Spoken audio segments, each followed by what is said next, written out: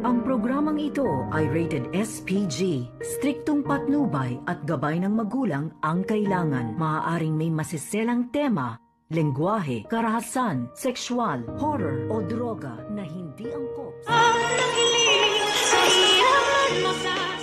Ngayong Huwebes, narito na nga ang ating pakatutukan sa abot kamay na pangarap. Nang makasama nga itong si Annalyn dito kila Mildred at ng mga kasamahang inmates, ay dito naman na kinutuban itong si Lynette na tila ang kanyang pakiramdam ay kakaibang araw at ganon din daw itong si RJ na para bang napipilitan itong si Annalyn na sumama dito kina Mildred at sa mga kasamahan nito. At maya-maya nga ay mas lalo pang nag-aalala ng husto itong si Lynette nang makarinig nga sila ng putok ng baril. Dahil sa ginawa nga dito ni Mildred na umakyat nga ito sa tuktok, kaya naman nahulog ito at hindi na iwasan na magpaputok ito ng baril. At dito nga na tila magiging kritikal ang kalagayan dito ni Mildred at agad na sinama ni Annalyn itong si Mildred doon sa kinaroroonan nila Lynette at RJ kung saan ay nakakulong ang mga ito. At maya-maya din ay napatakbo naman itong si Madam Lotus kasama ang isang inmates na kasama nito. At dito nagtataka na kung bakit may narinig daw silang putok ng isang baril. At dito nga ipanaliwanag ni Lynette na kinuha daw nila itong si Annalyn at dalhin sa labas at pinapalabas lamang na nasa CR nga ito. Subalit hindi nga ito ang totoo. At dito naman na nagalit na ng husto itong si Lotus.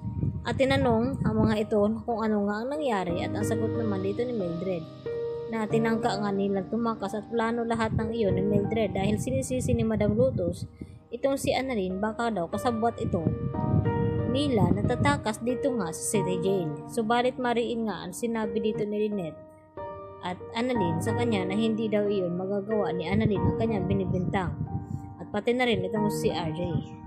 At dahil dito, mas matatagalan naman ang pag-rescue dito sa kanila dahil may gusto pang mangyari itong si Lotus na makaharap ang kanyang anak at marinig ang kanyang boses at makausap ito ng personal. At kapag hindi dadalhin daw dito ni Giselle sa city jail ang kanyang anak ni Lotus na ay dito naman na mapipilitan siya na gagamit ng dahas. At baka masasaktan itong si Annalyn Santos at pati na rin itong si Zoe at lalong-lalo na kapatid ni Lynette na si RJ.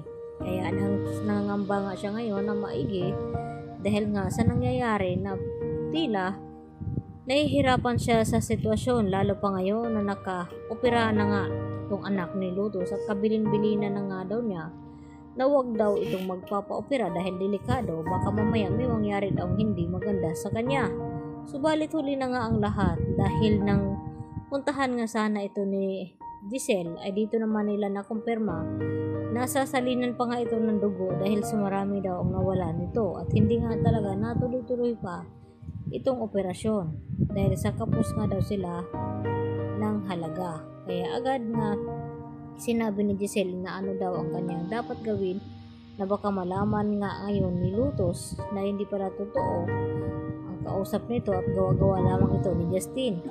At higit sa lahat, nangangailangan ng dugo ngayon itong si Carla. Kaya naman, mapipilitan na maghanap ng dugo itong si Giselle upang lagyan ito ngang si Carla ngayon. Dahil nga,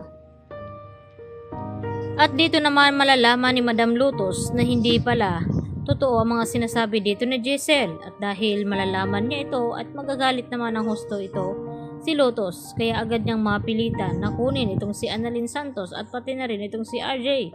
At dito na sinabi na niloloko lang pala siya dito ni Giselle dahil naka-opera na nga ang kanyang anak na si Carla.